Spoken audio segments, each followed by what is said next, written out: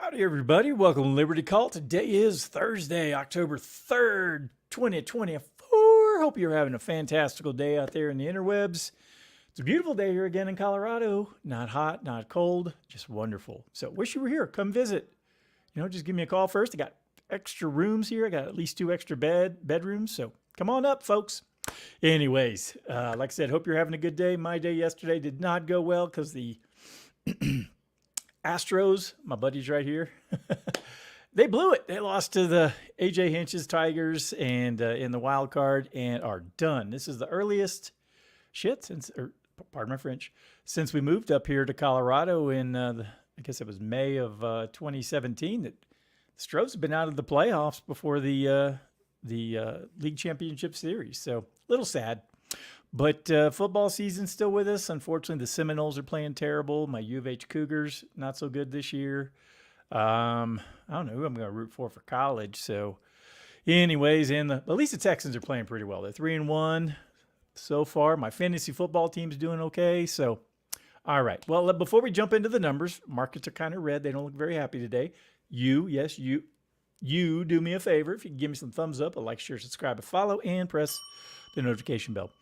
All righty, well, let's get into the numbers for today. Dow Jones is down 0.44%, 184 points, closed at 42,011.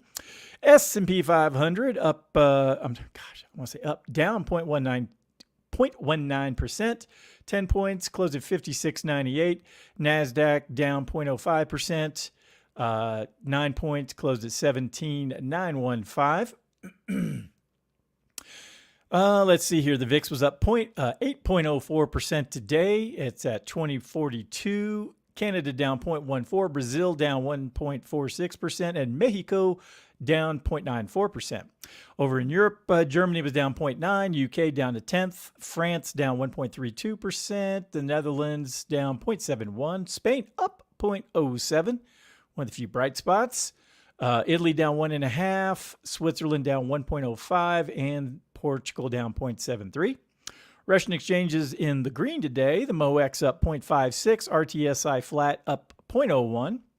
And the Asian markets, starting out with the Nikkei in Japan, it was up 2.01%. Australia up 0.09. New Zealand up 0.6. Chinese markets appear to have been closed except for the Hang Seng, and it was down to 1.47%. And the last time the Taiwan weighted was open was on the 1st, and it was up 0.75%. All right. Those are the markets. Good stuff, huh, folks? All righty. Well, let's go ahead and jump into the market recap for today. Stock slide as rocky start to October continues. Oil up 5% on Mideast concerns. All righty. All right, on Thursday, major U.S. stocks declined as investors awaited Friday's closely watched jobs report and continued to monitor rising oil prices due to concerns about Middle East tensions. The Dow Jones Industrial Average dropped 0.6%, while the S&P 500 and NASDAQ fell about 0.4% and 0.3% respectively. The market had stabilized on Wednesday following a sharp sell-off earlier in the week. Weekly jobless claims data met economists' expectations, but investor attention is now focused on the September employment report. Investors are looking for signs of a soft landing for the economy and indications of how aggressive the Federal Reserve might be cutting interest rates after its first rate cut in 4 years last month. So again, I don't know why we need to cut rates more since rates, I personally wouldn't have cut rates already because, everyone's telling me the economy is great, it's doing fine.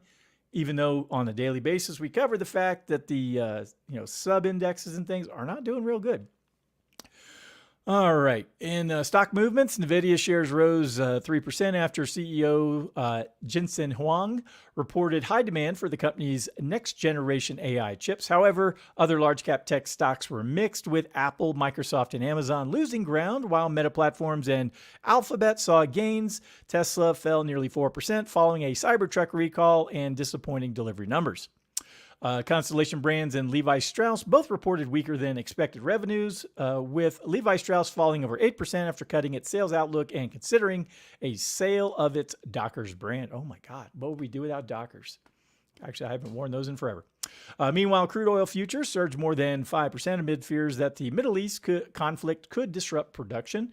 Oil companies such as Marathon Petroleum, Diamondback Energy, and Occidental posted solid gains. Gold prices rose slightly, and Bitcoin remained stable at around 60,700. All right, so that's the market for today. Let's get into some data. September ISM Non-Manufacturing Index. This comes from our friends over at First Trust. Mr. Nate Guernsey is the analyst who put this together. All right, the ISM Services Index for September surprised with strong performance, rising to its fastest pace in 19 months and beating expectations. Out of the 18 major industries in the services sector, 12 reported growth, while 5 showed contraction. Key measures of business activity and new orders surged, with the new orders index hitting a 19-month high at 59.4. The positive momentum comes despite recent challenges, but survey comments suggest that that more Federal Reserve rate cuts up to 150 basis points may be necessary to sustain sales growth. So we got drop rates a total of 2%, so down around 3.5-ish to keep the sales in, sales, move chugging along. I don't know if that really says we have a good economy. All right. Employment, however, remains a weak spot. The employment index fell back into contraction territory at 48.1, marking the 7th month this year below 50, indicating cautious hiring practices. Inflation continues to pose challenges as prices paid index rose to 59.4, the highest level since January. Inflation in the services sector has been a key driver of persistent price pressures over the past 2 years. Looking ahead, experts expect inflation and growth in the services sector to slow as the effects of the reduced money supply from 2022 to 23 take hold. In other economic news, jobless claims rose by 6,000 to 225, but as we said in the previous article, that wasn't really a worry. While continuing claims slightly declined. Additionally, private payrolls increased by 143,000 in September, ahead of expectations. Non-farm payrolls are expected to rise by 157,000 in tomorrow's report, with the unemployment rate expected to remain steady at 4.2%. Good stuff, folks. All righty. One more article here from the Mises Wire. Why the Fed's 2% inflation target is meaningless. This was written by Mr. Ryan McMacken, smart guy. So let's see what he had to say. All right. In his article, Mr. McMacken critiques the Federal Reserve's handling of inflation, accusing it of manipulating its inflation targets to serve political goals. No, shocking, I know. Particularly by prioritizing low government borrowing costs over genuinely controlling price inflation. He argues that while the Fed presents itself as a data-driven institution, it's not. Committed to maintaining 2% inflation and maximum employment, its actions reveal a different agenda. Well, if we could stop there, if you remember back in 2019, when they finally started raising interest rates, I think got up to about 1.5, 1.25, somewhere in that range. And then the reverse repo markets, this was like September, October of 2019, started to just get, crazy with, spiking and, things were getting really out of control there. And, I think what I imagine happened, again, this is speculation. Trump leaned on Powell and said, hey, Powell, you need to start lowering these rates. We can't deal with this. We got an election next year. And then, of course, COVID happened, which, that was a gigantic disaster. So anyways, all right, jumping back in, McMacken explains that the Fed's official 2% inflation target was only adopted in 2012, modeled after the European Central Bank's approach. Before that, U.S. legislation had set the target at 0. Yeah, 0 growth is good. However, by 2020, the Fed introduced the concept of average targeting or average inflation targeting, allowing inflation to exceed 2% to balance out the periods when inflation was too low. This change gave the Fed significant flexibility in interpreting inflation data to meet its own goals. And again, if I could stop here, this is where we talked about last week or week before that, obviously inflation was like at, 9 point something for, a little bit of time in, what was that, like June of 22, somewhere around there. And so, what you would hope to expect is that, we would have some deflation, where it goes into the red for a while so that it averages back out to somewhere around that 2%, but they never do.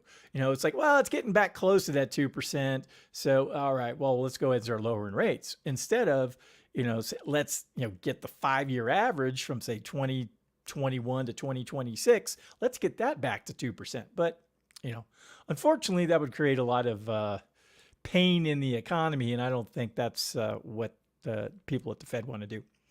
All right, where was I?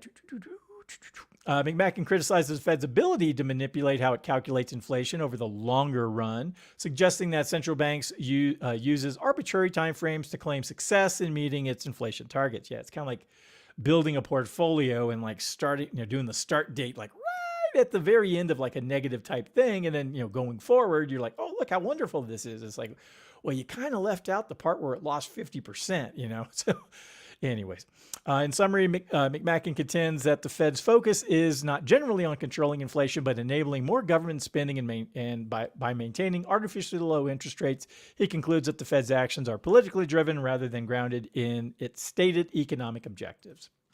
I would agree. All right. Well, that's everything I had for today. If anyone needs anything from me, please go to DSAFinancialGroup.com. All your financial planning needs can be addressed there, so feel free to give me a buzz. All right. Well, that's everything I had for today. Hope everyone has a wonderful evening, and I'll talk to you again next time. Adios.